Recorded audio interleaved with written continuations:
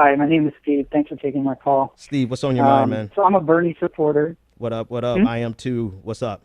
Uh, so I'm a Bernie supporter. I'm going to vote for Hillary, and I've called in before, and I know we've disagreed on things before. Mm-hmm. But you had a guest on a few months ago, and he said something that really stuck with me. I don't remember his name. We were talking about boycotting and divesting from Israel. Yeah. And at the end of the Professor Matt Sikowitz, probably. Yeah, it was a great segment, and at the end you invited him on for more debates. Mm-hmm. But he replied to you saying he was only interested in dialogue and not debate. Mm-hmm. And I thought that was such a great point that it helped me reframe conversations I have with people as like dialogue and not debate, and not trying to prove I was right or wrong about something. Mm-hmm. And I think sometimes even as progressives, we try and get to this level of purity with having debates with people we only agree with, and I don't want us to be like conservatives where we surround ourselves with a bubble that only supports our own viewpoints. Yeah. And so I would even say that Bernie himself has done a good job of being about that kind of dialogue, and that's someone we can look to. And even if I disagree with certain things, or I may not vote for Jill Stein, or you might vote for Jill Stein, or whatever, I think the dialogue that we can have with one another is absolutely, man, very valuable. And I really liked what he said. Absolutely, man. Thanks so much for that little tidbit. I appreciate it, actually, because that's one of the other things. Thank you so much for that. That's actually one of the other things that I wanted to say that is probably not something that you want to hear. A lot of people don't want to hear. Check this out.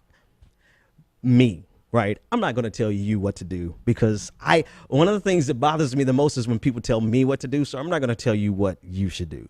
Right. The surefire way to end a friendship with Benjamin Dixon is to come and say, Ben, you need to do this and you need to do that.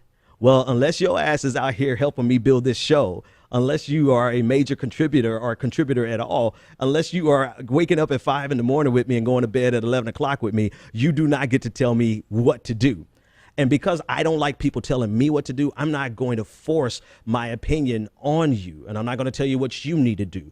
But what Ben Dixon does, I am not going to be so deliriously upset with President Obama that I can't wish him a happy birthday.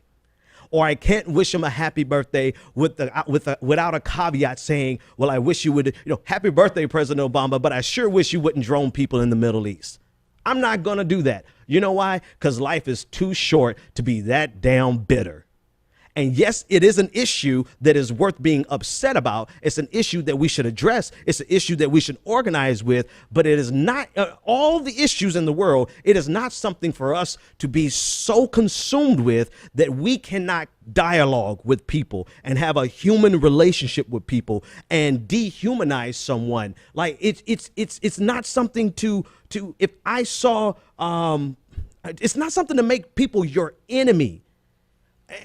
And the bad news is you cannot get anything done in this world unless you are willing to go to war with that individual if you view everyone as an enemy. And for us to be some pacifist leaning people, we sure view a lot of people as enemies. But what the hell are you going to do when it's time to get something done, sit down at the negotiation table, and you can't even have a conversation with them because you're still mad at them because they haven't broken up capitalism yet? You're still mad at them because they haven't torn down the oligarchy yet. And you just sitting there mad like, I can't believe I'm sitting here at the damn negotiating table, but you can't work with people because the only thing consuming your mind is the fact that they took corporate donors for their election. And you let it immobilize you. You let it paralyze you to the point where you can't even say good morning to somebody you disagree with. So if you can't say good morning to somebody you disagree with, you can't say happy birthday to somebody you disagree with, you can't say congratulations to somebody you disagree with, how in the bloody hell are you going to sit down and find some ground for you to actually get something accomplished? You can't. So yes, that's bad news. If you view everyone that you disagree with as an enemy, you are useless to actually getting work done.